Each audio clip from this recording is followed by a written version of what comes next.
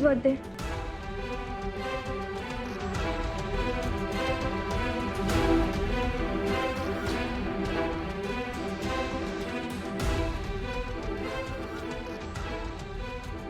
आता birthday happy कसा होणार?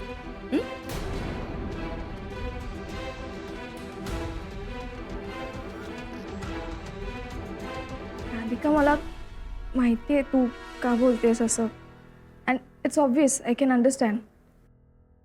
पण मी खरंच इथे काही कोणाला त्रास द्यायला आले नाही आहे. मला खरंच फक्त एक गुड न्यूज द्यायची होती.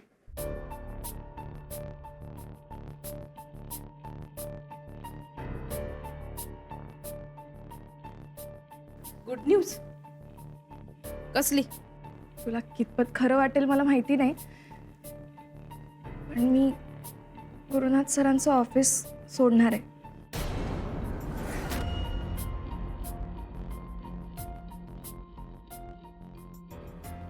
कारण मला पुण्यात नोकरी मिळाली. सुमित तिकडेच शिफ्ट होते आता.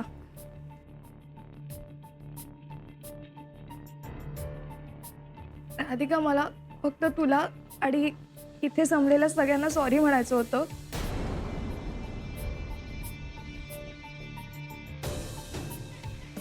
आणि मी कायमची पुण्याला जाते आता. इथे आई-वडील असतात माझे, आणि तू जसं म्हटली तसं मी माझ्या वयाच्या एका मुलाशी लग्न करून सेटल होणार आहे.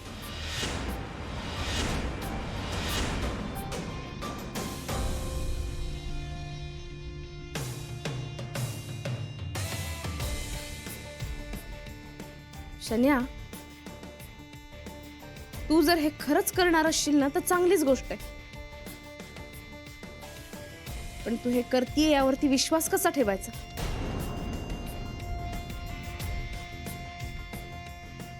नाही, त्यापेक्षा असं कर ना, तू आधी हे सगळं कर, मग मी विश्वास ठेवीन.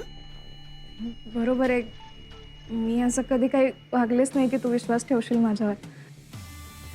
पण मी खरंच मनापासून सांगते, सिरियसली, खरंच, आईची शपथ. ए बाई, आईची शपथ वगैरे घेऊ नको.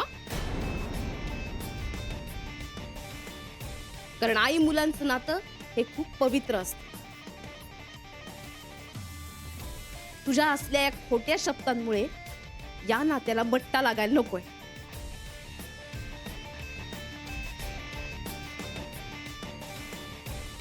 राधिका, खरंच ग्रेट आहेस ग तू. आईने एवढं सगळं झालं, मी तुला एवढा त्रास दिला तरी तू माझ्या आईचा विचार करतेस. ऐक ना, प्लीज चुकीचं समजू नको. मी खरंच मनापासून शपथ घेऊन सांगते की मी गुरुनाथ सरांच्या आयुष्यातून निघून जाण्याचा निर्णय पक्का केलाय. खरंच.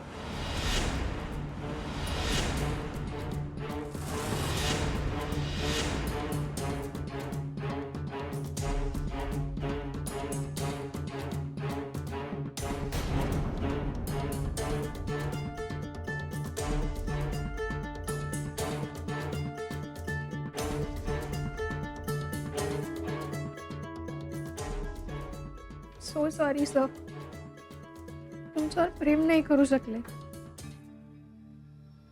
मी खूप सेल्फिश वागले तुमच्याशी. But please forgive me. आज मनापासून कळलंय की तुमच्यासाठी राधिका मॅमच करेक्ट आहे.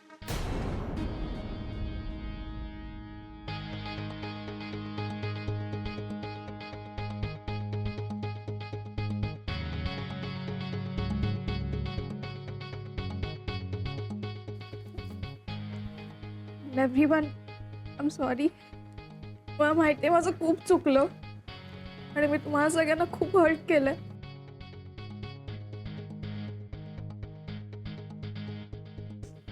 पण डोंट वरी, असं परत काहीच होणार नाही. बस मी चालले आहे कायमची.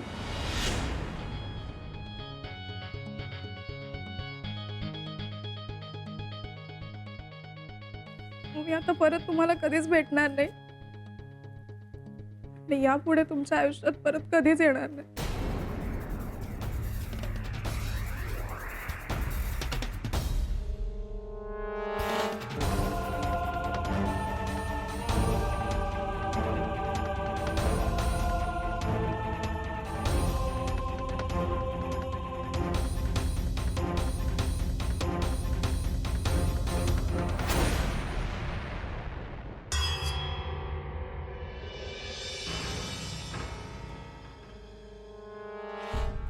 अख्ख्या फंक्शनची वाट लावून गेली. आनंद भाऊजी, राहू द्या, शांत व्हा बरं. नाही, मला समजून राहिलं हे शन्यामुळे तुमचा मूड ऑफ झाला असेल, पण तुम्ही सगळेजण शांत व्हा. काय आहे का, आज आमच्या आयुष्यातला खूप महत्वाचा दिवस आहे.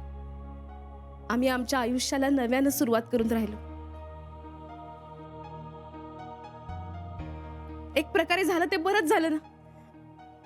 शन्याला माफी मागायची उपरती झाली, सगळ्यांची मनं साफ झाली आहेत, स्वच्छ झाली आहेत.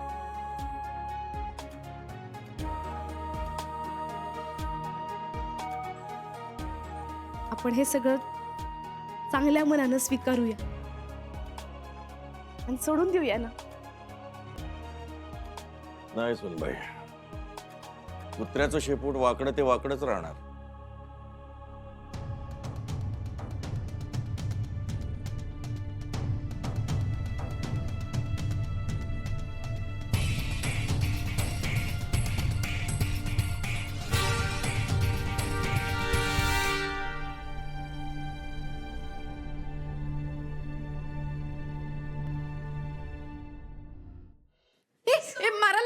आपण पळूया.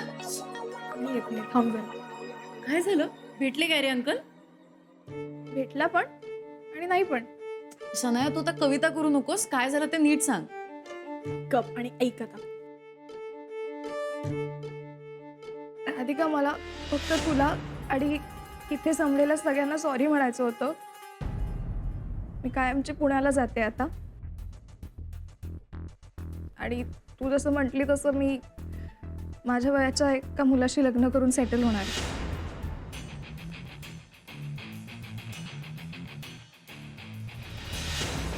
तस मी चालले आहे कायमची. मी आता परत तुम्हाला कधीच भेटणार नाही आणि यापुढे तुमच्या आयुष्यात परत कधीच येणार नाही. So, गॅरीच्या चेहऱ्यावर क्लिअरली दिसत होतं की तो खूप डिस्टर्ब झालाय. And the best part is, राधिकाला कळलंही नाही. मी तिचा बर्थडे पण स्पॉइल केलाय आणि सोबत गॅरीचं माइंडही.